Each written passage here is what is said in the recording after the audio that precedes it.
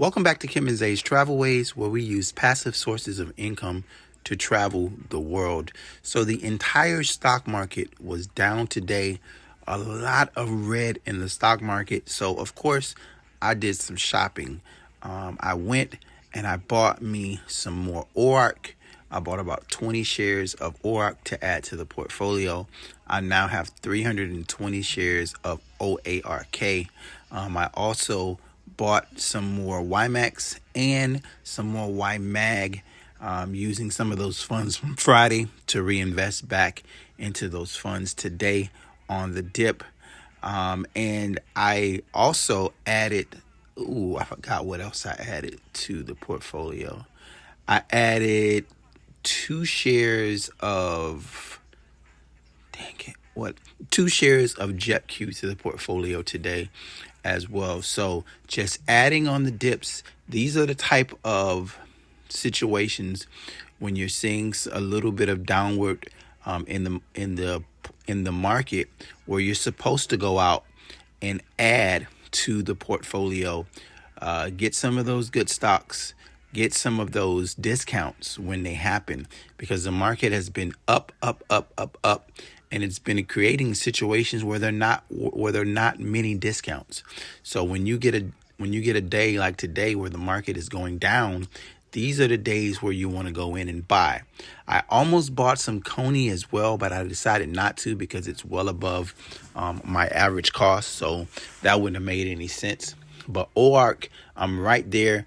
My cost is $10.99, and ORAC dropped to $11.05. So I was okay going in and buying a little ORAC, buying 20 shares of ORAC, and buying some YOMAX and some YOMAG, and of course a couple shares of JetQ. Now those JetQ, GPIX, USAI, those are the foundational ETFs in this vacation creation portfolio. So I buy those every day, no matter what's going on in the market. I put money into those because I plan on having those be the funds that I know for a fact what they're going to pretty much pay.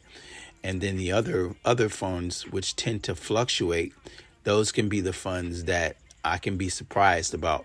But I can pretty much plan whatever I want to off of JetQ, off of USAI, off of SPY. I'm sorry, I got rid of my GPIX holdings, and I moved it to SPY because I think SPY is going to be just as solid, but not, and it's going to pay a little bit more income than GPIX. But anyway, that's what I did on the dip.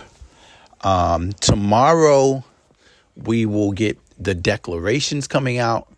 Or is it Wednesday? It's Wednesday. I'm sorry. We get the declarations Wednesday, so we'll know exactly what. And look at UTLY, man. UTLY was going up early this morning. I was excited for all of the OT holders, as OT was like at 1040, and now it's dropped all the way to hell back down. So if they do a declaration on Wednesday and they give out 80 cents, it's going below $10. And all you need is a few bad days and you'll have like a $9 stock. OT is horrible, man. It has not recovered its NAV. It looked like it was going to recover the NAV, and then boom, down it went. And it's just horrible. If you're in one of these ETFs and it's not recovering the NAV between the time that it pays out and the time that it pays out again, you're losing money. It doesn't make a lick of sense. Now, I do want to buy these and hold them until it pays me back all of my money. That is a part of my plan, but it doesn't mean I'm going to get into bad ones that don't show a track record and some momentum of doing that. Some of these stocks, they fly up so fast that the underlying flies up so fast that the YOMAX ETF isn't able to capture it all. Ones like Tesla. Tesla was at a 52-week high. Tesla was at a 52-week high, and Tesla was at like $16.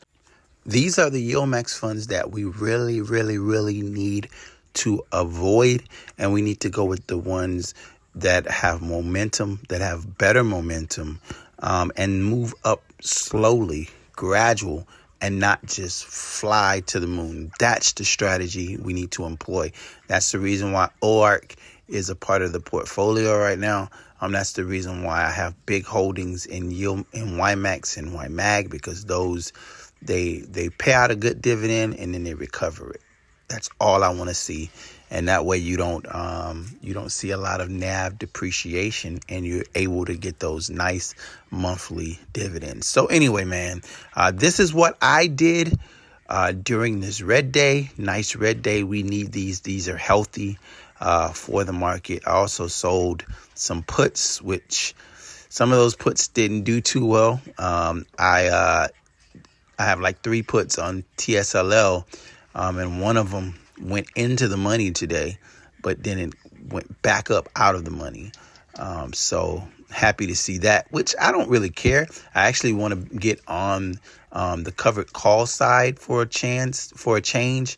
I've been selling puts for 3 to 4 weeks now. I have not sold any covered calls, knock on wood, because I haven't. Never mind, I'm not going to say that.